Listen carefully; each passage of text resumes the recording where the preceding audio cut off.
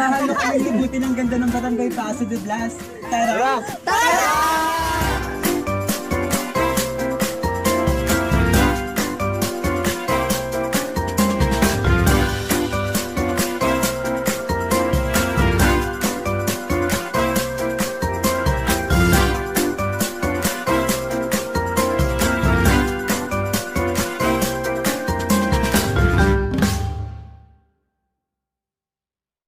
Narito tayo ngayon sa Barangay Paso de Blas upang bisitahin at gustahin ang ating mga kababayan na naapektuhan ng sunog kamakailan lamang. Bilang isang manggagawang panlipunan sa hinaharap, responsibilidad namin ang magbigay ng paunang tulong at kalinga para sa kanila. Halika, samahan mo kami.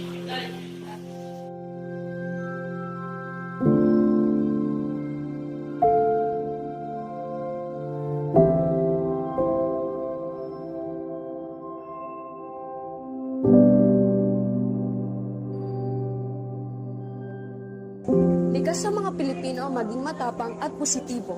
Gayon din ang pagharap sa anumang sakuna ng nakangiti at nakatawa. Salamat, ate.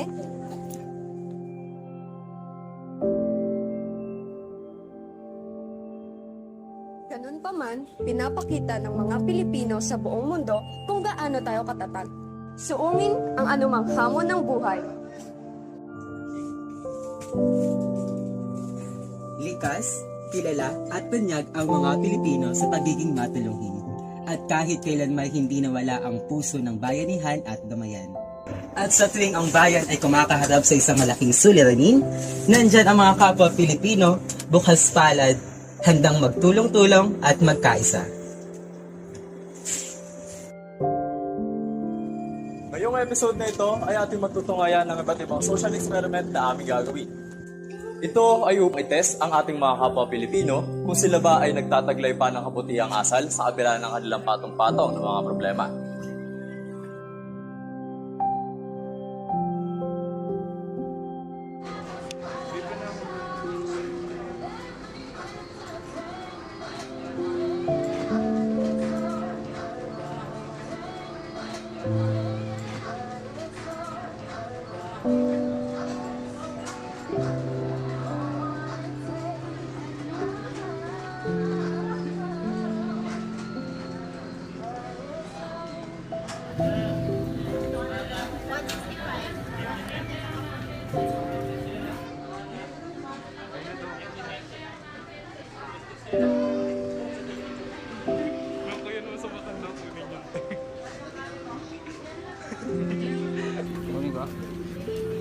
Nay. Social, sa amin po yan, social experiment. No? Sa amin po yan. No? Ah, sa inyo ba? Thank you. Thank you po. Thank you naman. Thank you po.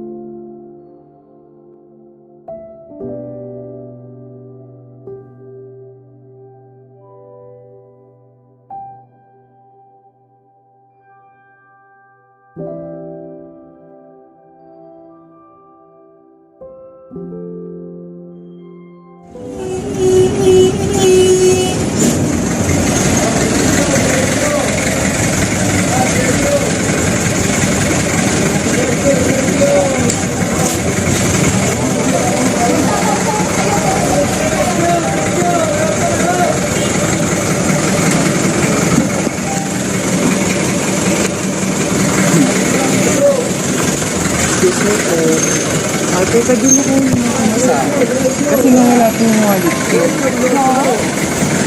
Okay lang po. Okay lang, taga-PLB ka naman.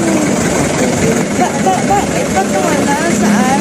Nilaglag ko po din ganda sa may, sa may palengke. So, pagbalik ko po, hindi ko na po makita. Saan ka ba nakatira? Sa ano pa po? Dalan-dalan. Sir, punta naman po ako PL. PLB. So, Okay lang po. okay lang. Magkano po yung masahe dito? Ano lang po ata?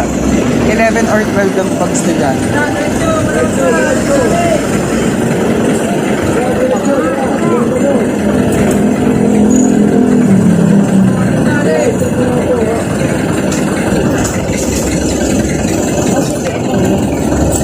Thank you po.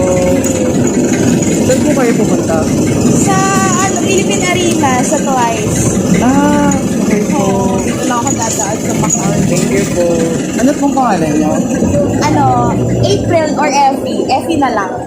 Anong year mo na? Anong Ano year po? First year po. First year. Bali ate, ibabalik ko na po ito sa'yo. Huh? Kasi ano po ito, social experiment. What? Ayun po sila hirap sa akin. Ala! Ano ba yan? Okay lang, kasama po namin kayo sa video. Okay lang po. Sabi ko taga-PFB.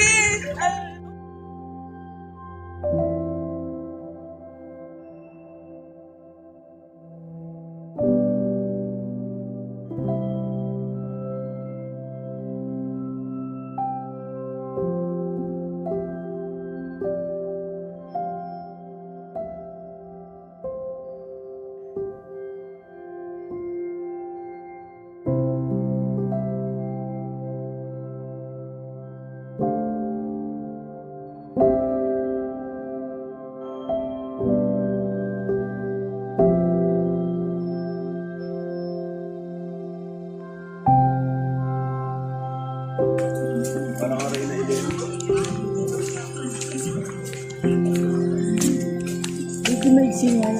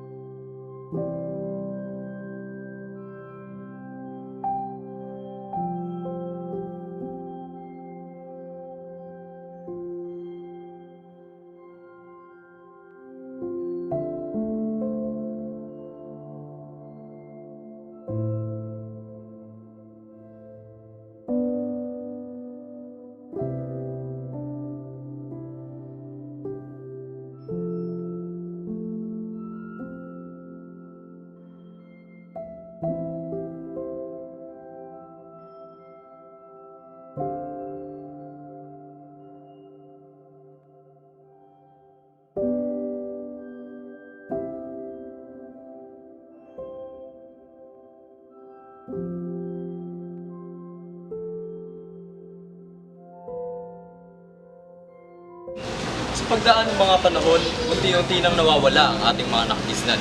Hindi ibig sabihin nito, nawala na rin ang ating pagka-Pilipino. Ang paniniwala ng isang tao ay nakasalalay pa din sa sarili nito.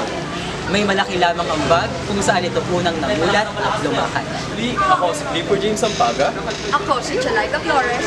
At ako naman si Mark Joseph Cathy. Salamat sa pagsama sa aming paglalakbay.